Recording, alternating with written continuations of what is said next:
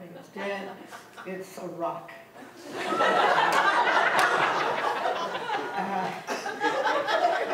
Now you think I'm joking, but I spent a lot of time talking to kids about why they answered the way they did, and it was the first time I realized that if I was honest with myself, I'd get a lot of questions wrong in multiple choice tests also, but I knew more about it. I had an instinct for what was supposed to be the right answer, even if I knew it wasn't.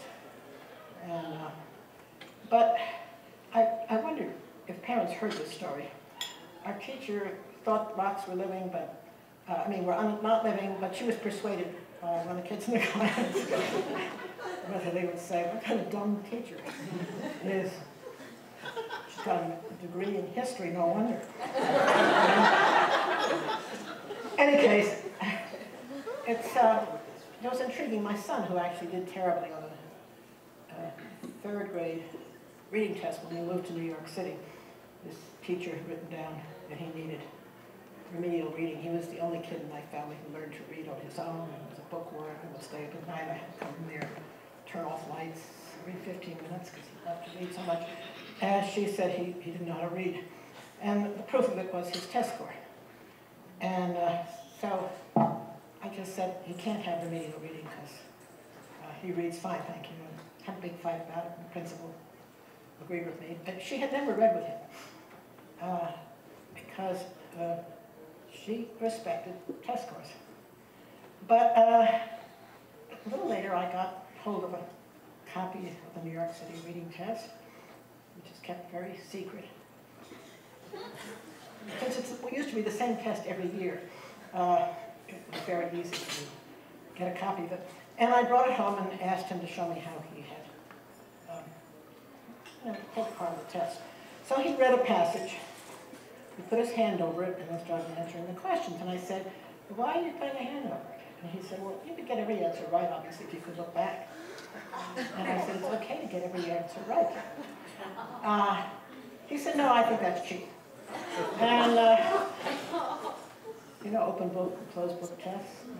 And I said, I know, but since there's no, did anyone tell you you couldn't look back? No, but I think that's dishonest. And so we had an argument about it. And then he started answering the questions. And one of the first questions he answered was wrong. And he said, I know, they want me to answer B. I could tell that. But D is actually more true. And he explained to me. And I said, but the machine that scores these doesn't read. And he said, oh no, he said, I put a note when I put a note on it. And he said the test, the people who score this don't read this. And he said, you mean I'm being scored by a non-reader?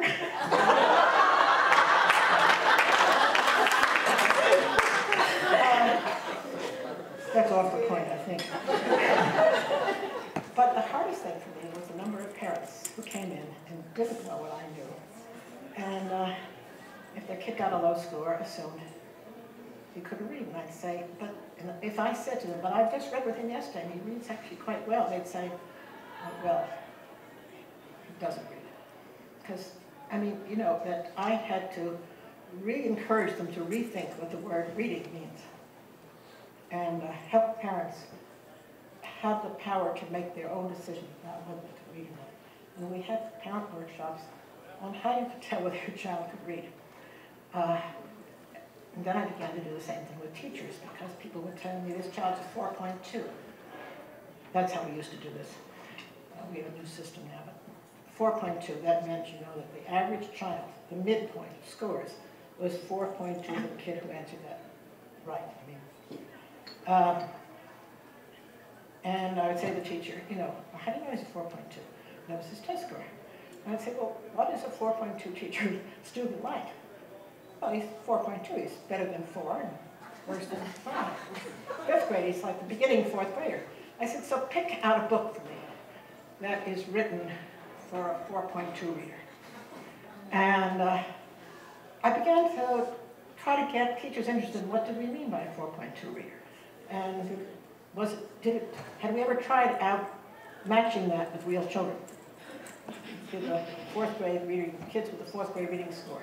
And then it was a puzzle to me to discover that when a kid scored on a fifth grade test, scored third grade or eighth grade, that no third grader or eighth grader had ever taken that test. That was just a statistical model. Who knows what third and eighth graders? They'd never tried that out.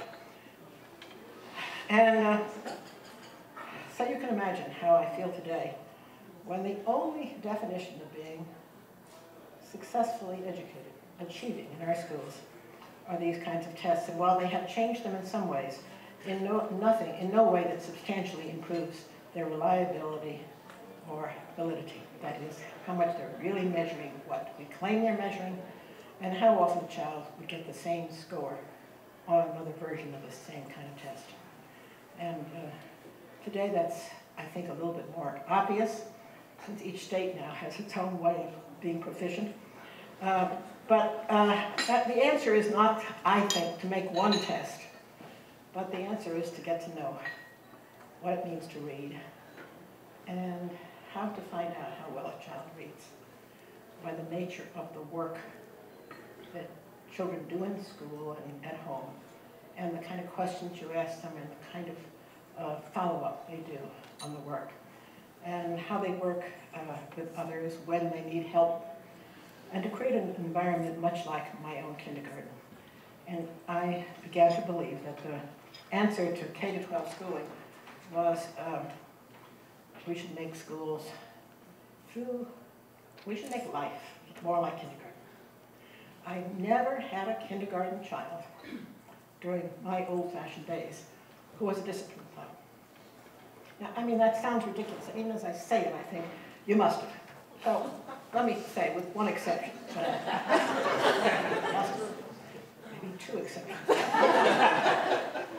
But that's not because I was such a good teacher. It's that there were so many things in that classroom that kids wanted to do that they did the things. And there wasn't anything I put in that classroom that I didn't have a good reason to think would be an educational experience for kids. So when the first grade teachers would say, you know, he's not very mature, I'd say, what do you mean by mature? He hasn't got a long attention span. And I thought, it's funny, last year it was very hard to get him to distract him from what he was doing. And this year it's very hard to get him to stick with what he's doing. And maybe the difference is that he's doing something that he's either not successful at or bored by. And none of us are terrific at listening and doing in a boring environment. My daughter went to visit a friend of hers who was a teacher she knew she'd admire. They were good friends, and she went to the class and she said she was going to spend the whole day in that class, and after about an hour she realized she couldn't sit still. She was so fidgety and so bored. And she thought, do I look any different? I mean, she just sort of liked me. And then it occurred to her that one of the advantages of being a teacher is that when you get bored with something, you can change the subject. But children can't, except by acting out. They can change the subject. And they do change the subject. They either go into their heads and start daydreaming, which was my son's technique, or they start falling off the chair and other more disruptive behavior. And it was much like my mother once took me to the